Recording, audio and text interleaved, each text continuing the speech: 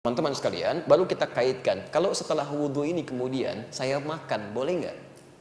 Ini persoalannya. Apakah membatalkan atau tidak? Nah, sesuatu yang membatalkan wudhu tidak berhenti sampai sini. Ayatnya diteruskan. A'udzu billahi minasy syaithanir rajim. Bismillahirrahmanirrahim. Apakah boleh setelah berwudu melakukan makan dan minum? Kemudian makan apa?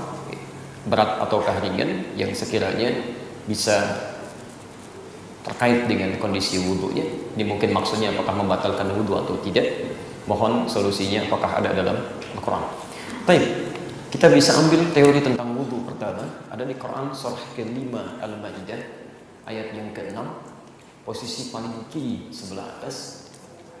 Kemudian terkait dengan makanannya yang berpengaruh kepada wudu atau tidak, ditemukan di hadis riwayat Muslim dalam kitab Sahih Muslim nomor hadis 828.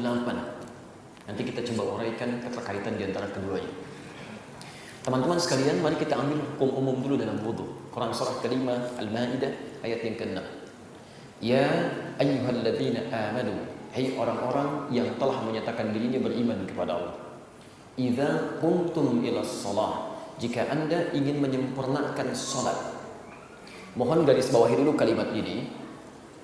Kata-kata salat di dalam Al-Qur'an, bahkan di dalam hadis Nabi sallallahu alaihi wasallam, itu seringkali diawali dengan derivasi kata iqamah. Baik yang bentuknya past tense, present, continuous ataupun future. Baik yang sifatnya fi'il madhi, mudhari ataupun amr. Aqimus shalah, yuqimunas shalah, wa aqimus shalah, yuqimus shalah, iqamatis shalah. Nah, kata aqama yuqimu ini secara bahasa berarti sesuatu yang ditunaikan dengan sempurna. Ingat itu ya, sesuatu yang ditunaikan dengan sempurna. Jadi kalimat salat ketika diperintahkan oleh Allah yang bermakna ibadah itu seringkali diawali kalimat penegas yang mengingatkan kita untuk menunaikannya secara sempurna. Anda garis bawahi betul dalam kaidah ilmu tafsir, bahkan juga dalam hadis atau bahkan secara teori bahasa yang dasar, setiap ada pesan yang ditegaskan kesempurnaannya, itu yang pertama menunjukkan bahwa pesan itu mengandung makna yang sangat penting. Ada rahasia besar di dalamnya yang harus kita raih, sehingga seakan-akan jangan sampai rahasia itu tidak diraih, dan penekanan itu kemudian diletakkan pada kata kesempurnaannya. Kalau faidahnya, manfaatnya dari masalah yang ditampilkan atau informasi yang disampaikan tidak begitu penting, tentu kata sempurna ini tidak akan pernah dilekatkan pada kalimatnya. Standar aja. Ayo pergi ke sana. Tidak terlampau kemudian ditekankan kalimatnya. Pergi saja. Mungkin ada sesuatu yang berguna atau yang tidak. Tapi ketika ditekankan pada Anda, ingat ya, ini bekalnya sampai sana jam sekian, kemudian jangan mampir-mampir, seperti ini gambarannya. Tunaikan dengan tepat ya. Berarti ada sesuatu yang sangat penting di dalamnya. Baik, karena itu kemudian saya pernah sampaikan dalam kajian yang berbeda bahwa sholat itu selalu diawali dengan penekanan sempurna, karena menghadirkan 5 keutamaan di dalamnya yang dimintakan langsung oleh Al-Quran dan ditegaskan oleh Nabi. Setiap orang yang sholat mesti dapat meraihnya. 1, secara cepat, orang yang sholatnya benar dijamin oleh Allah akan berdampak pada kebaikan perilakunya. Ada di Quran surah ke-29 ayat ke-45. Yang kedua, orang yang sholatnya benar akan menghadirkan ketenangan dalam jiwanya dalam menghadapi setiap persoalan hidup. Ada di Quran surah ke-20 ayat ke-14, ditafsir di Quran surah ke-13 ayat ke-28. Yang ketiga, orang yang sholatnya benar itu cenderung akan dimudahkan oleh Allah semua urusan hidupnya, termasuk persoalan rizkinya. Ada di Quran surah ke-65 ayat kedua sampai dengan ayat ke-4, ditafsir di Al-Baqarah di ayat kedua sampai ayat yang ketiga. Yang keempat, orang yang sholatnya benar, maka doanya akan cepat dikabulkan saat dimohonkan kepada Allah tanpa ditunda. Jadi begitu dia selesai berdoa, saat itu dikabulkan doanya. Itu ada di Quran surah ketiga ayat 38 sampai dengan 39, ditafsir di Quran surah kedua ayat ke-45, dijelaskan kemudian dalam hadis riwayat Abu Daud nomor hadis 649, hadisnya qudsi.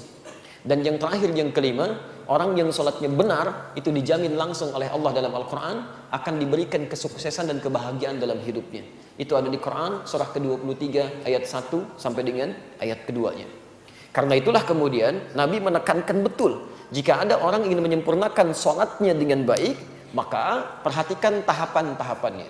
Dalam Al-Quran disebutkan, satu, ternyata kesempurnaan sholat dimulai pertama kali bukan dalam takbir, tapi idza qumtum ila shalah faghsilu wujuhakum. Jika Anda ingin menunaikan salat dengan sempurna, sempurnakan dulu wudunya.